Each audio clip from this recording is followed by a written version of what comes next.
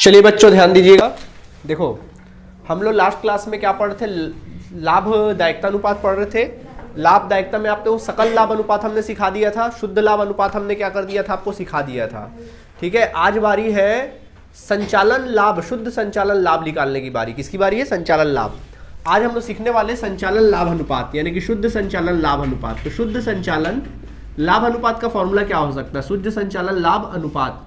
तो बेटा शुद्ध लाभ संचालन लाभ अनुपात का फॉर्मूला हो सकता है शुद्ध संचालन लाभ, शुद्ध संचालन लाभ, संचालन लाभ बटे गुणित 100 बटे शुद्ध विक्रय, ये होता है इसका फॉर्मूला। ठीक है, अब आप बोलोगे सर ये शुद्ध लाभ हमने सुन रखा है, सकल लाभ भी हमने सुन रखा है, सर आप ये नया क्या लेकर आ गए? संचालन लाभ। संचालन मतलब ये होता है कि व्यापार को जब आप संचालित करते हैं तो उससे जो होने वाला लाभ होता है उसको बोलते हैं संचालन लाभ। जैसे फॉर एग्जाम्पल, जैसे मान लीजिए आप कोई व्यापार शुरुआत करते हैं, तो आप जब व्यापार शुरुआत करते हैं तो आप क्या सोचते हैं? मैं 100 रुपये का माल खरीदूंगा। जैसे आप सोचते हैं कि मैं 100 रुपये का माल खरीदूंगा, मैं उस पर भाड़ा वाड़ा दूंगा, मान लो 20 रुपये भाड़ा दूंगा, मैं उस पर 30 रुपये मैंने कोई कर्मचारियों का वेतन मजदूरी 30 रुपये दूंगा। ठीक है, दुकान का किराया विराया मैं 10 रुपये 10 दुकान का किराया दे दूंगा। इस प्रकार मेरा कुल मिला के खर्चा कितना होगा भाई बताइए? 160 रुपये मेरा खर्च होगा और इस माल को मैं 200 रुपये में क्या कर दूंगा? विक्रय कर दूंगा। तो मैं लाभ कितना कमाऊंगा? 160 में से 40। समझ में आ गया? यही आप सोचते हो, यही तो सोचते हो। कभी ये सोचते हो क्या मेरा माल चोरी हो गया तो, मेरा माल जल गया तो? ऐसा सोचते हो क्या? किसी प्रकार का दुर्घटना हो गया तो, मैंने कोई फर्नीचर बेचा उस पर मुझे हानि हो गई तो, मेरे पास कोई दुकान का मैंने किराया दिया वहां से किराया आया तो वो आय को मैंने जोड़ दिया, कोई फर्नीचर बेचा उसमें लाभ हो गया तो? ऐसी बातों को सोचते हो क्या? आप सिर्फ ये सोचते हो कि फेयर चीजें सोचते हो कि भाई मैंने इतने रुपए का माल खरीदना है, इतने रुपए मैंने खर्चा करना है, इतने माल में बेचना है, इतना प्रॉफिट बना लेना है। लेकिन जब आपका माल चोरी हो जाता है या हानि हो जाए, मान लो 10 रुपए का माल चोरी हो गया या हानि हो गया, तब आपका माल कितना है? 30 रुपए। ये तुम्हारा क्या है? शुद्ध लाभ है। तो जब शुद्ध लाभ बनाते हैं तो शुद्ध लाभ में देखना व्यापार से संबंधित व्यय तो हम लोग लिखते ही हैं, लेकिन कुछ ऐसे व्यय लिख देते हैं जो व्यापार के संचालन से संबंधित ही नहीं होते हैं, जिसको बोलते हैं गैर संचालन व्यय। क्या बोलते हैं? गैर संचालन व्यय बोलते हैं, जिसका व्यापार से कोई नाता ही नहीं होता है। जैसे माल का चोरी हो जाना, संपत्ति के विक्रय पर हानि हो जाना, ये सब कैसे व्यय होते हैं? ये ऐसे व्यय होते हैं जो व्यापार के संचालन से इनका कोई वास्ता, अगर ये नहीं होता तो पक्का आप लाभ कमा लेते हैं। जैसे माल की चोरी हो गई 2000 की, तो भाई हो गई ना, एक ही बार हुई ना, बार बार होगी क्या? या माल जलकर राख हो गया, एक बार माल जलेगा ना, एक बार नुकसान होगा, बार बार होगा क्या? हमेशा तो नहीं होगा, बार बार तो नहीं होगा। तो ऐसे व्ययों को इसी को बोलते हैं शुद्ध संचालन लाभ। यानी कि शुद्ध संचालन लाभ कैसे होता है? शुद्ध संचालन लाभ अगर आपको निकालना है तो शुद्ध संचालन लाभ कैसे निकालोगे? शुद्ध संचालन लाभ तो कैसे निकालोगे? शुद्ध लाभ आएगा। अभी शुद्ध लाभ कैसे आया होगा? दिमाग लगाओ। इसमें व्यापार के जो संचालन व्यय रहे होंगे वो तो घटे रहे होंगे, साथ में गैर संचालन व्यय जिसका व्यापार से कोई संबंध नहीं है वो भी क्या हो गया होगा? घट गया होगा। क्या करोगे उसको? जो ऐसे व्यय जो व्यापार के संचालन संबंधित नहीं है उसको अपन क्या कर दें? जोड़ दें। गैर संचालन व्यय को क्या कर दें? जोड़ दें। ठीक है, ओके। और इस शुद्ध लाभ में व्यापार से संबंधित आय तो जुड़ा ही होगा, कुछ ऐसे भी आय जुड़ गए होंगे जिसका व्यापार से कोई संबंध नहीं होता है, जिसको बोलते हैं गैर संचालन आय। जुड़ गया होगा, क्या करें? घटा दे। तो अगर गैर संचालन आय को क्या कर दे? घटा दे, तो आपकी मेहनत का पैसा आ जाएगा। यानी संचालन लाभ मतलब व्यापार को संचालन करने से जो आपकी मेहनत का पैसा है, आपकी कैपेबिलिटी का पैसा है, वो पैसा क्या हो जाएगा? यहाँ पे निकल आएगा। आया बात समझ में कि नहीं आया? तो इसी को बोलते हैं शुद्ध संचालन लाभ। अब आप बोलोगे सर आ तो गया, लेकिन कुछ संचालन गैर संचालन व्यय के थोड़ा उदाहरण बता दीजिए। जैसे गैर संचालन व्यय के उदाहरण क्या है? जैसे माल की हानि। माल की हानि अब किसी भी कारण से हो सकता है, चोरी से, डकैती से, या फिर जलने से, है ना, कोई भी कारण से हो सकता है। ठीक है, इसके अलावा जैसे कि मान लीजिए संपत्ति के विक्रय पर हानि। संपत्ति स्थायी संपत्ति होती है, संपत्ति या फिर विनियोग, विनियोग के विक्रय पर हानि। विक्रय पर हानि, आपने कोई संपत्ति बेचा उसके विक्रय पर आपको क्या हो गया? हानि हो गया। ठीक है, ये आपका हानि हो गया। तो ये जो जनरली और अन्य जो भी अन्य गैर संचालन व्यय, कोई भी गैर संचालन व्यय, ये मोटा मोटा हिसाब किताब है जो यहाँ पे अन्य गैर संचालन व्यय के अंतर्गत क्या होते हैं? आते हैं। ठीक है, ये होते हैं। ठीक, तो ये आपके व्यापार के संचालन संबंध नहीं रखते हैं। ठीक है, इसके बाद गैर संचालन आय क्या होता है? ऐसे आय जिसका व्यापार से कोई नाता नहीं होता। जैसे कि क्या हो सकता है? जैसे कि आप लोगों का किसी प्रकार का संपत्ति या फिर विनियोग के विक्रय पर, विनियोग के विक्रय पर लाभ। संपत्ति के कोई भी विनियोग या संपत्ति बेचा उसके विक्रय पर लाभ हो गया। या विनियोग पर ब्याज, विनियोग पर ब्याज या फिर आय, विनियोग पर आपको ब्याज हुआ या फिर कोई आय हुआ। विनियोग का मतलब क्या होता है, आपके पास कोई पैसा पड़ा हुआ था, आपने उसको बैंक में फिक्स डिपॉजिट कर दिया या किसी कंपनी के डिवेंचर्स ऋण पत्र खरीद लिए, तो आपको ब्याज आ रहा है वहां से, विनियोग पर आय हो रहा है आप लोगों को। क्या आपका व्यापार है वो? भाई विनियोग करना आपका व्यापार है क्या? आपके घर में आय आता है कि नहीं आता है? आपके घर में आय कहाँ से आता है? मेन आय का इनकम क्या है, रेगुलर इनकम कहाँ से आता है? आपके पापा की सैलरी से। मान लीजिए अगर आपके पापा नौकरी करते हैं तो उनकी सैलरी से पैसा आता है, सही बात है कि नहीं है? ठीक है। लेकिन कभी कभी देखना बैंक में पैसा जमा धन पर हमको ब्याज मिल जाता है, या हमारे घर में कोई किराया भी रहा है, हमने घर किराए पर दे के रखा है, वहाँ से किराया हमको क्या हो जाता आ जाता है। क्या ये आपके रेगुलर इनकम है, कैजुअल इनकम है? कभी कभी आ जाता है, समझ में आ गया? तो ऐसी चीज़ें ऐसी व्यापार के साथ होती है। व्यापार का रेगुलर इनकम क्या है? जो माल बेचेगा वहाँ से जो पैसा आएगा उसका रेगुलर इनकम है। अब ये जैसे संपत्ति के विक्रय पर लाभ हो गया, वहाँ से पैसा आ गया, वो आपका रेगुलर इनकम नहीं है, गैर संचालन व्यय है। समझ में आ गया? तो गैर संचालन आय है। विनियोग पर ब्याज, आपने कोई पैसा विनियोग कर रखा था, वहाँ से आपको ब्याज मिला, कहीं कंपनी के ऋण पत्र खरीदे थे, किसी कंपनी के अंश खरीदे थे, तो वहाँ से क्या मिलेगा आपको? लाभांश प्राप्त होगा। वो तुम्हारा कौन सा आय है? गैर संचालन आय है। और इसके अलावा और गैर संचालन आय में क्या आ सकता है? जैसे कि किराया प्राप्त। अगर आपको किराया प्राप्त हो रहा है, क्या हो रहा है? किराया प्राप्त होता है ना कई बार कि भाई आपका इतना बड़ा हिस्सा है व्यापार का, आधे हिस्से में आप व्यापार करते हो और आधा हिस्से पे क्या ले रहे हो? किराया उठा रहे हो। तो जो किराया मिल रहा है क्या आपके व्यापार का है? आपके मेहनत का पैसा है? नहीं, वो तो विनियोग का पैसा है, आपके व्यापार के संचालन संबंधित थोड़ी ना है। तो इस वजह से इसको बोलते हैं गैर। तो ऐसे चीजों को आप अलग कर दीजिए, तो जो आएगा वो क्या आ जाएगा? शुद्ध लाभ। टेंशन मतलब आपके एग्जाम में गैर संचालन व्यय और गैर संचालन आय लिख कर देगा, है ना? ये सब मैं आपके नॉलेज के लिए बता रहा हूँ। क्लियर?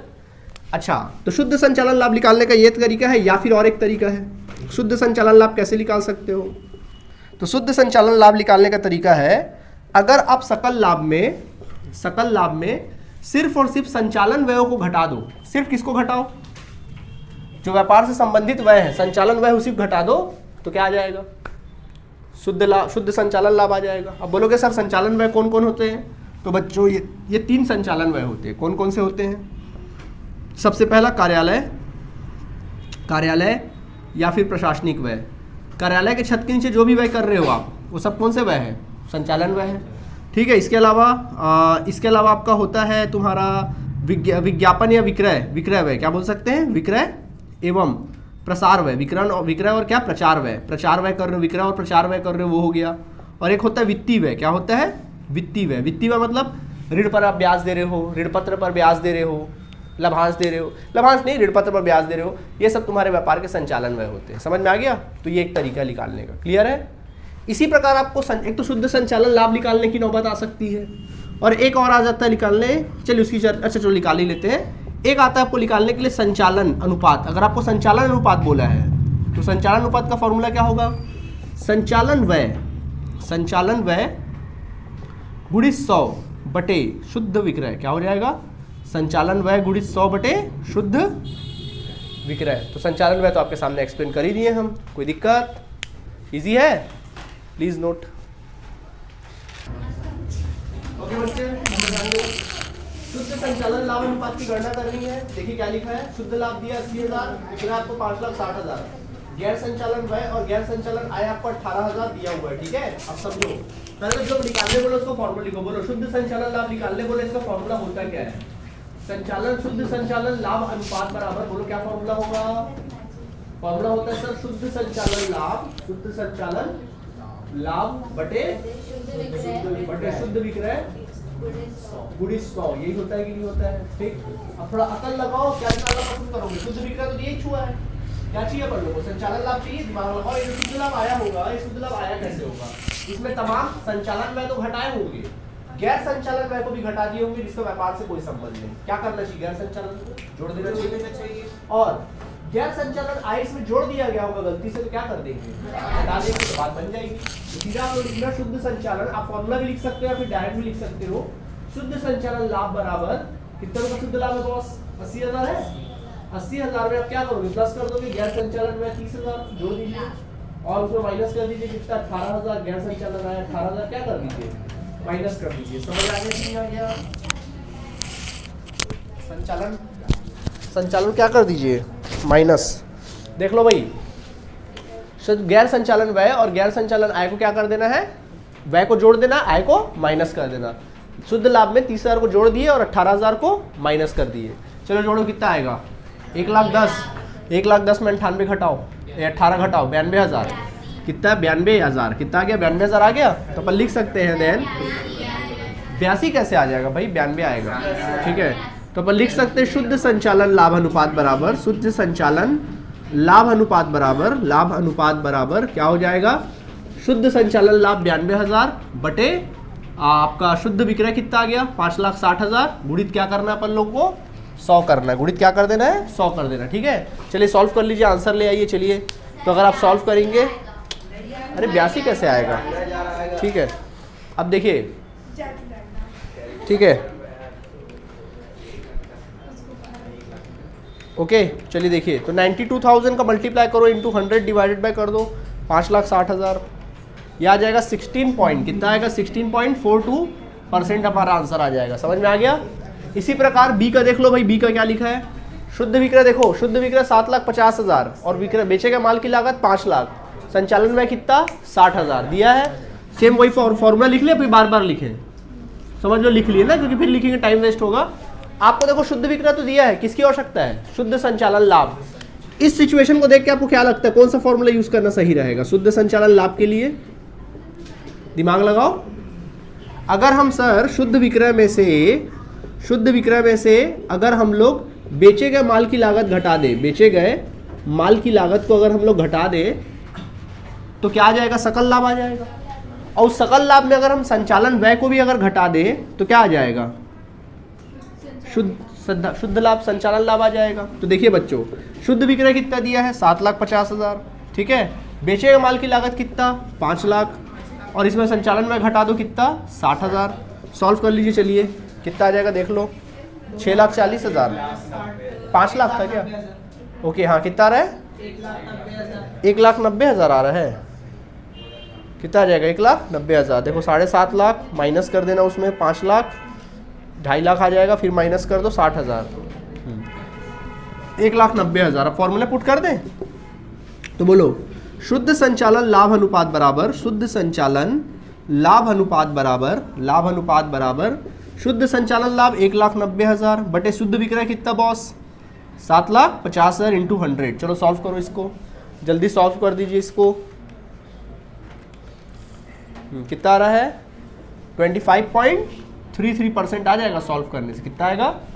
25.33% आ जाएगा। ठीक है, इसी प्रकार हमको क्या निकालना होता है? संचालन अनुपात निकालने बोलेगा तो बोलो फॉर्मूला क्या सीखा है संचालन अनुपात का? चलो इसी में निकाल के दिखा दे रहा हूँ। बोलो, संचालन अनुपात बराबर संचालन व्यय गुणित 100 बटे शुद्ध विक्रय, है ना? तो बोलो इस बार संचालन व्यय कितना दिया बताइए आप ही लोग? सर 60,000 दिया है। अच्छा, संचालन व्यय मत लेना, संचालन लागत लेना। क्या लेना? संचालन लागत। तो संचालन लागत कैसे आता है? देखो यहाँ पे संचालन लागत लेना। क्या लोगे? संचालन लागत। देखिए संचालन लागत आता है, संचालन, देखो संचालन अनुपात का मतलब होता है संचालन लागत गुणित 100 बटे शुद्ध विक्रय। तो संचालन लागत कैसे निकालेंगे सर? बिल्कुल सिंपल है। संचालन लागत अगर आपको निकालना है तो आप क्या करना, बेचे गए माल की लागत में जोड़ दीजिए क्या? संचालन व्यय को जोड़ दो। जो आएगा वो तुम्हारा क्या निकल आएगा? संचालन लागत आ जाएगा। तो बताओ बेचे गए माल की लागत कितनी दी है यहाँ पे? 5 लाख, जबकि संचालन व्यय कितना है? 60,000। कितना है बोलो? 5,60,000। ठीक है, इस तरह से क्लियर। तो अपन लिख सकते हैं संचालन लागत बराबर संचालन लागत अनुपात बराबर, यानी संचालन अनुपात बराबर क्या फॉर्मूला था? अनुपात बराबर कितना था? 5,60,000 गुणित 100 बटे कितना है शुद्ध विक्रय? 7,50,000। 7 लाख कितना आ जाएगा? 50,000 आ जाएगा। जब आप सॉल्व करेंगे तो आपको मिलेगा 74.67% आ जाएगा सॉल्व करने से। 74.67% आ जाएगा। समझ में आ गया कि नहीं आ गया? तो ये तरीके से आप क्या कर सकते, बना सकते। क्लियर है? तो आज आपका जो अपना लाभ अनुपात था ना, क्या वो पूरी तरीके से खत्म। आज तक एग्जाम में शुद्ध संचालन लाभ कभी भी क्वेश्चन में नहीं आया है। करके थोड़ा सा इंटरेस्ट लेके मैंने नहीं पढ़ाया, पर पढ़ाया पूरा हूँ मैं, ऐसा नहीं कि नहीं पढ़ाया, ऐसा गुस्सा मत करो। पढ़ाया आपको पूरा हूँ, लेकिन जितना जरूरत का उतना पढ़ाया, क्योंकि इसके तो थोड़ा कैलकुलेशन क्या रहते हैं, थोड़ा टफ रहते हैं। ठीक है, तो नॉर्मल आपको पढ़ाया गया। क्लियर आप सभी को? ठीक है, चलिए नोट करिए, फिर अपन अगला देखेंगे।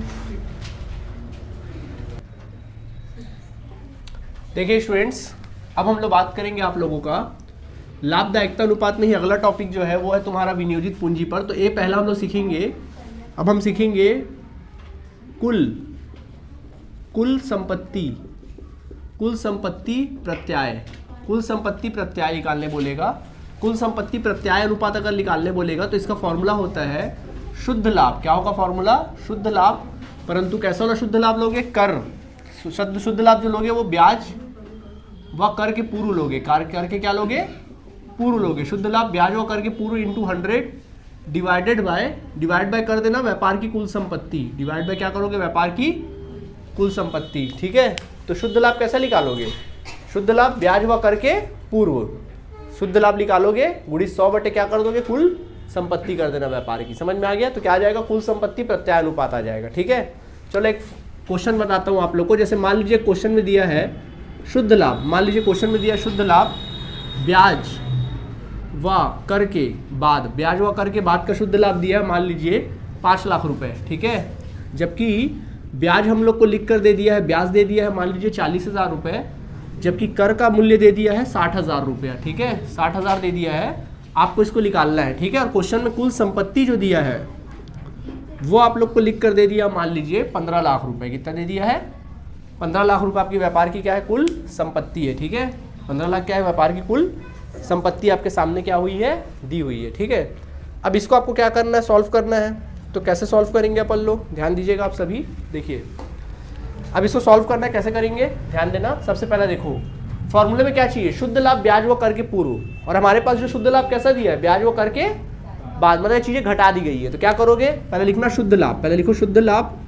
कौन सा शुद्ध लाभ दिया है? ब्याज व कर के पूर्व। तो बोलो ब्याज व कर के पूर्व का शुद्ध लाभ कितना दिया है? 5 लाख दिया है।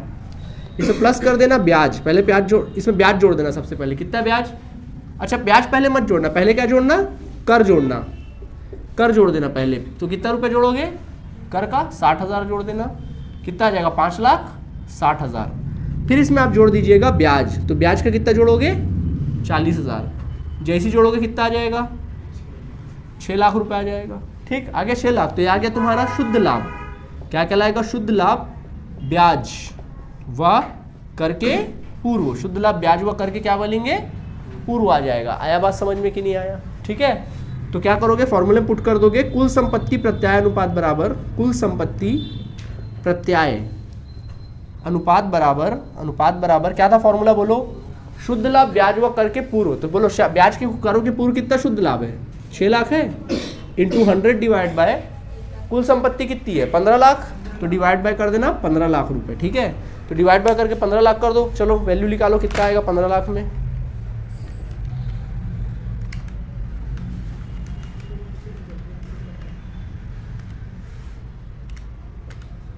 लगभग कितना परसेंट आ जाएगा? 4%। 40% आ रहा है क्या? 40%। कितना आ रहा है?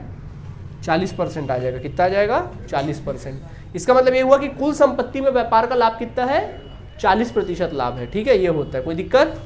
इसी प्रकार अगला हम लोग सीखेंगे, इसमें लास्ट है वो है तुम्हारा अंशधारी कोष प्रत्याय अनुपात। अगर अंशधारी कोष प्रत्याय अनुपात बोलेगा, ये तो और भी ज्यादा सिंपल है, पहले ही पढ़ चुके हो। शुद्ध लाभ और यार शुद्ध लाभ कौन सा लोगे? ब्याज व करके बाद का, ब्याज व करके बाद का शुद्ध लाभ लेना, गुणित कर देना 100 बटे कर देना अंशधारी कोष, बटे क्या कर देना?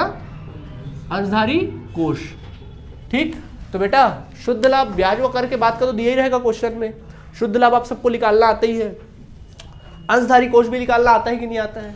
कैसे निकालते थे? याद करो। अंशधारी कोष हमने शोधन क्षमता अनुपात में सीख रखा था, याद करो।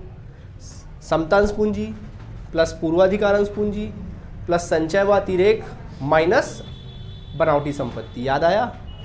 या फिर सीधा मैं चिट्ठा बनवाता था, याद करो, एक उसके आधार पे भी निकलवाता था। वैसा भी निकालना है। हालांकि ये सब क्वेश्चन जो मैंने आज का क्लास बताया वो आज तक एग्जाम में आया नहीं है।